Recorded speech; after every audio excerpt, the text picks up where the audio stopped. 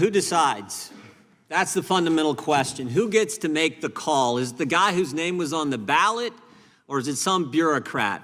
Is it the guy who got 77 million votes, or some district judge?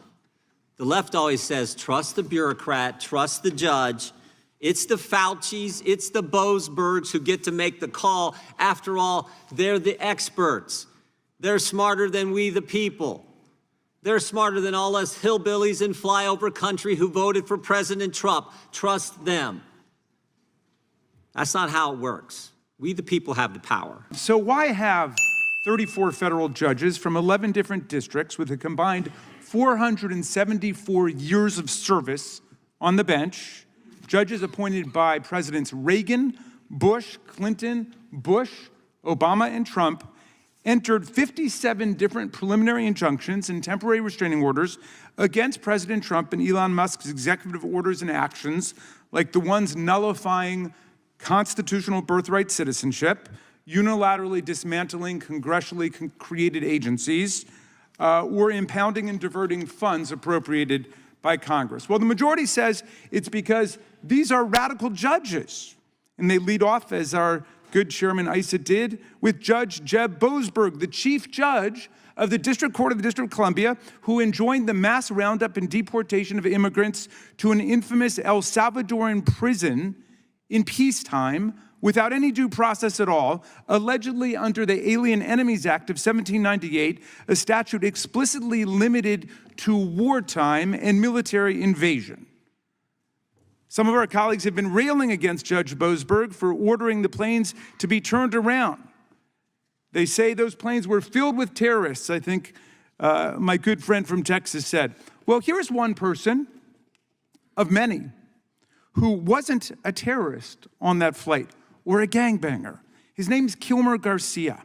He's a Marylander married to a U.S. citizen who has a 5-year-old son with autism. And he went to pick up his son, but he was picked up first by ICE. And then he was shackled and put on that airplane and shipped off to the torturers of El Salvador without ever having the benefit of those two most beautiful words in the English language, due process. He never saw a judge. Nobody ever told him what he was being charged for. Nobody ever told him that there were any charges against him. And he was sent to a mega prison run by the self-proclaimed dictator of El Salvador. And yesterday, you know what happened, Mr. Chairman? The Trump administration admitted that it had made a mistake. He was not actually a gangbanger. He was not a criminal. It was all a mistake. If there'd been due process, maybe that would have been determined, but there wasn't. But they put him on that plane in El Salvador. Well, all's well that ends well, right? No. The administration says there's nothing they can do about it now because he's no longer in U.S. custody. This guy who lives in my state, married to a U.S. citizen with citizen children, he's stuck with the dictator of El Salvador. Well,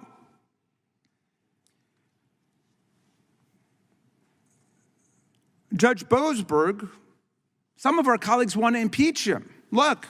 Some of our colleagues, they've got "for wanted" signs in the Cannon House office building with the names and faces of judges on them. They want to impeach them now. They want to impeach Judge Boasberg. Some of my colleagues should be alerted to this fact. Judge Boasberg was first named to the bench by President Bush. He was Justice Kavanaugh's roommate at Yale. Known in legal quarters as a very conservative judge, but they want to impeach him because he stood up for the rule of law. Now, Democrats say all of these executive orders and actions are being struck down not because these are radical left rogue judges, but because the judges, regardless of who appointed them, are doing their jobs.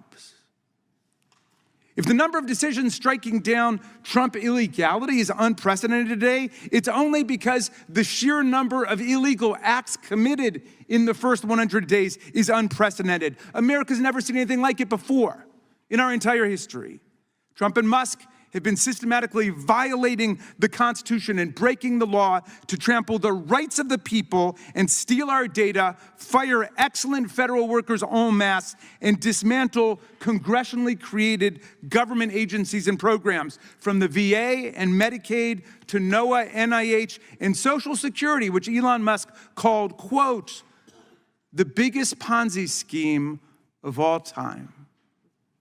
When brave Americans go to court to defend themselves against the President of the United States and the richest man in the world, these judges from across the political spectrum are showing up to work, and they're showing America why we have an independent judiciary.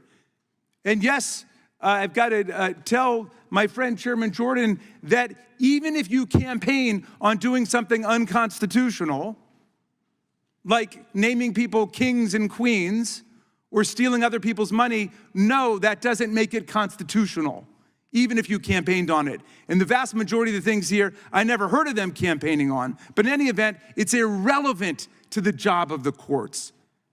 Anyone who's read any of the decision knows that what we're witnessing today is a matchless constitutional crime spree by a rogue president and his Doge enforcer, a government contractor who has pocketed $38 billion from the taxpayers, multiples more than he has ever even claimed to have saved us. And we know how Doge makes typos, converting millions into billions. Read the decisions.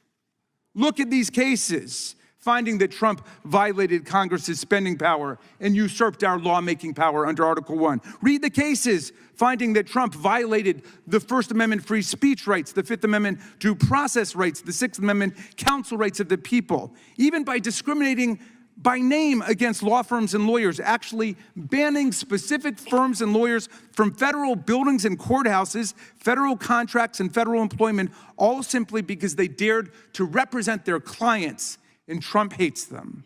Now, out of this mountain of cases, which I can only surmise our colleagues have not read, let's zero in on Trump's executive order contradicting the very first sentence of the 14th Amendment, which says that any person born or naturalized in the United States and subject to the jurisdiction thereof is a citizen of the United States.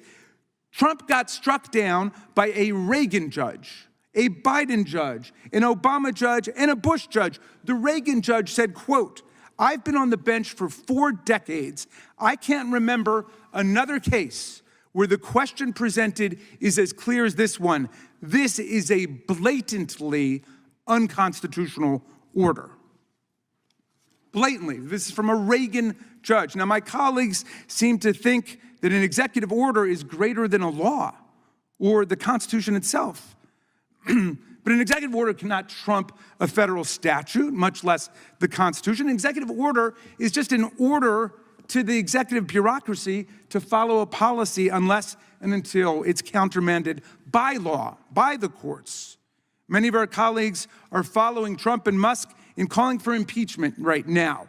There have been only 15 federal judges impeached in all of American history, always for serious professional misconduct, like taking bribes, stealing from the court, or habitual drunkenness, not even occasional drunkenness, habitual drunkenness on the bench. Congress has never defined a doctrinal or interpretive disagreement as a high crime and misdemeanor, much less when the judge's reasoning was airtight correct. The spreading movement to impeach and attack judges is so alarming that Chief Justice Roberts issued a rare statement last week. He said, for more than 2 centuries, it's been established that impeachment is not an appropriate response to disagreement concerning a judicial decision. The proper response, of course, is to appeal the decision. And to be fair, Chairman Issa expressed his strong disapproval of these wanted posters yesterday in the Rules Committee. Now, for some members, talk of impeaching these so-called rogue judges is just fun and games. But the vicious assault, the vicious rhetorical assault on the judiciary has turned into something more sinister in certain quarters. Actual violent threats, bomb threats, direct intimidation. Judge Boasberg, the Bush appointee, must endure scandalous online attacks and insults by President Trump and Elon Musk and their followers. Even worse, the campaign of vilification has spread to Judge Boasberg's family. including outrageous attacks on his daughter, who's had her photo and her place of work posted on social media by Elon Musk to his 290 million followers. These threats follow an actual bomb threat made to the sister of Supreme Court Justice Amy Coney Barrett. And there are numerous other threats taking place today. And of course, we've seen threats and actual violence and murders take place in the past. I call on my colleagues right now to call off the campaign to impeach federal judges for doing their jobs. I call on them to demand that the Trump administration comply with all judicial orders while appealing whichever ones they want to appeal, and to demand the return of people unlawfully taken to El Salvador on that so-called plane full of gangbangers. And I especially call on them today to denounce all violent threats, doxing, online vilification, and threats against our judges. This is the Judiciary Committee of the United States House of Representatives, and we should act like it. I yield back, Mr. Chairman.